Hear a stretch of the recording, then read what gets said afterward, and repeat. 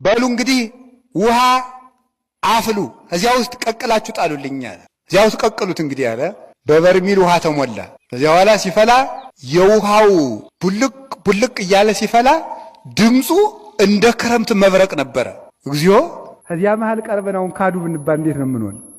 አድህነን እግዚኦ ምለጥቂት ማለት ይሻለና ዝም ብለን ያን አቅርቦ ምረጡ ተባለ። ወይ ሃይማኖትን ወይን ውሃ ምረጡ ተባለ።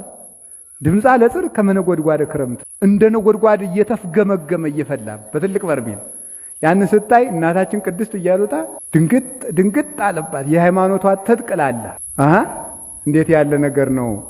ቅርንጫፉን አድነህ ግንዱን ልትቆርጥ ነው እንዲህ ያለ ልጇ ነው ማለት። ይቅርበል እንጂ የእናቴን ሕይወቷን ማርልኝ፣ ለእናቴ ክብርን ግለጥላት፣ የሰማዩን መስኮት ክፈተው ጌታዬ ሲል ሲከፈት በሰማይ ሰማይታት የሚቀዳጁትን አክሊል የተቀመጡበትን የብርሃን ከተማ የሚዘምሩላቸውን መላእክት እናቱን ቀሚሷን ይዞ የዛሬ ልጅ እናቱን ይዞ ወደ ዳቦ ቤት አይደለም ቅዱስ ቂርቆስ ኢትፍርሂ እንፈጽም ገድለነ እያለ አትፍሪ አይዞሽ ገድላችን እንፈጽም እያለ የእናቱን የጨርቋን ጫፍ ይዞ ምን ይገርማል። ድንኩል እያለ የ3 ዓመት ልጅ እናቱን እየጎተተ ወደ እሳት ይዟት ይሄዳል። እናቱም የሰማዩን ክብር እያየች ደግሞ ይሄ እሳት ምን ያደርገኛል እያለች ሞትን እንድትደፍረው አደረጋት። እዚያ ውስጥ ሲገቡ መልአኩ ቅዱስ ገብርኤል መጥቶ እንደ ውሃ ጸጥ አድርጎ እንደ በረዶ አቀዘቀዘላቸው። በእኛ ላይ የሚነደውን እሳት ሁሉ ያቀዘቅዝልን። በእኛ የነገር እሳት፣ የክደት እሳት፣ የዝሙት እሳት እየነደደብን ነው። መድኃኔ ዓለም ይህንን ሁሉ ያጥፋልን በቅዱስ ቂርቆስ ቃል ኪዳን በእውነቱ ማለት ነው። ይሄ ሲቀዘቅዝ ንጉሡ የሚያደርገውን ሲያጣ በሉ እንግዲህ አንገቱን ቁረጡልኝ ይህን ሕፃን ከነናቱ አለ። በኋላ ይህንን ሲያደርግ ቆይ ልጸልይ አለ። ወደ ጌታው ጸለየ። ዘመጠነዝ ገድለ ተጋድሌ ምን ትሰጠኛለህ አለው። ምንድነው የምትሰጠኝ ብሎ ጌታውን ጠየቀ። አሁን ወደ ደመናው ልመልሳችሁ። ወብነ ሰማይት ዘአውዱነ ከመደመና፣ እንደ ደመና የሚከቡን ምኖች አሉ አለ፣ ምስክሮች አሉን።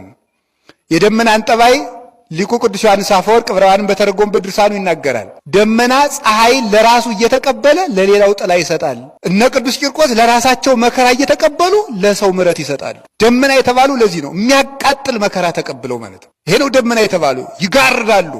ደመና ይሰውራል። ቅዱስ ቂርቆስ ከሞት ከመከራ ከስቃይ ይሰውራል። ደመና ውሃ ያፈልቃል። ቅዱስ ቂርቆስ የምሕረት ዝናብ ያፈልቃል። የይቅርታ የፈውስ የጤንነት ዝናብ ያፈልቃል፣ ይሰጣል።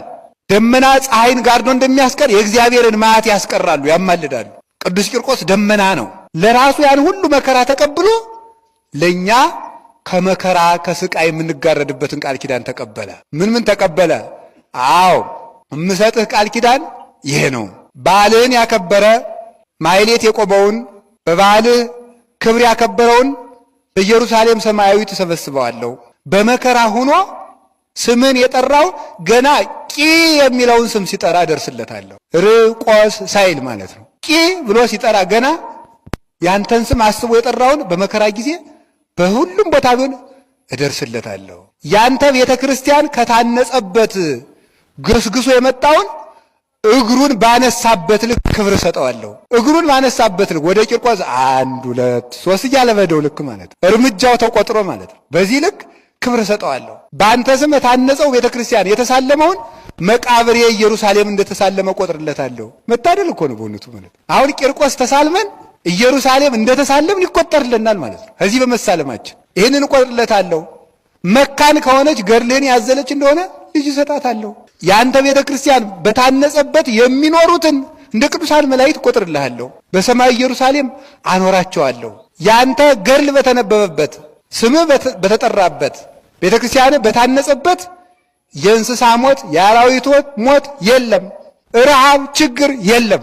ይኸው እዚህ እኮ ጣና ቂርቆስ መጀመሪያ ቂርቆስ ራሱ ታቦቱ ሲመጣ እኮ መከራ እንዲህ ያለ ስለቅቅ ተብሎ ነው የመጣ አይደለም። የሰው ሞት የእንስሳት ሞት ነበረ። እዚህ አካባቢ ገበሬ ሁሉ እያለቀ የቂርቆስን ታቦት ያውም በወሬ ነው። የዛን ጊዜ ገና ኢትዮጵያ ውስጥ አልመጣም እኮ ታቦቱ በወሬ ገና ስንክሳርም እኮ የዛን ጊዜ ገና አልተተረጎመም። ቂርቆስ የሚባል ሰማዕት አለ አሉ ተብሎ በስብከት በአበው ተሰምቶ የእሱ ታቦት ተተከለበት። ረሃብ የለም፣ ድርቅ የለም፣ ከብትም አይሞትም፣ ሰውም አይሞትም ተብሎ ተሰምቶ ነው እስክንድር ያሄደው ከቅዱስ አትናቴዎስ አስባርከው ዘውት የመጡ። ስለዚህ እዚህ መጥቶ በዚህ አካባቢ ያለውን የፎገራን መከራ በሙሉ ጸጥ ያደረገው ቂርቆስ ነው። አሁን የሚጠብቃችሁ እኮ ቅዱስ ቂርቆስ ነው በእውነቱ ማለት ነው።